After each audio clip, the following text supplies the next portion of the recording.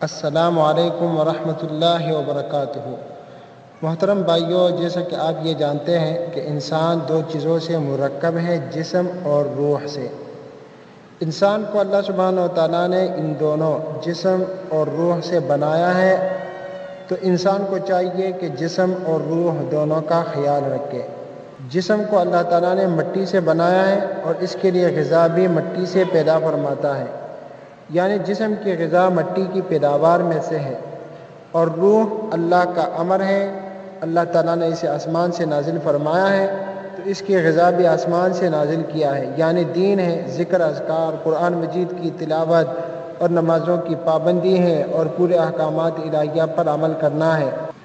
اور یہ بھی یاد رکھیے کہ انسان کی شخصیت کے 4 بنیادی شعبے ہیں، اور یہ 4 شعبے کون سے ہیں؟ یہ 4 شعبے یہ ہیں: جسم اور ذہن اور دل اور روح۔ جسم کے لیے باقاعدہ ورزش اور صحت بخش غذا، پوری نیند اور ذہنی سکون کی ضرورت ہوتی ہے، اور ذہن کے لیے مطالعہ، تعلیم یعنی لکھنا، پڑھنا اور نئی صلاحیتیں سیکھنا بہت ضروری ہے۔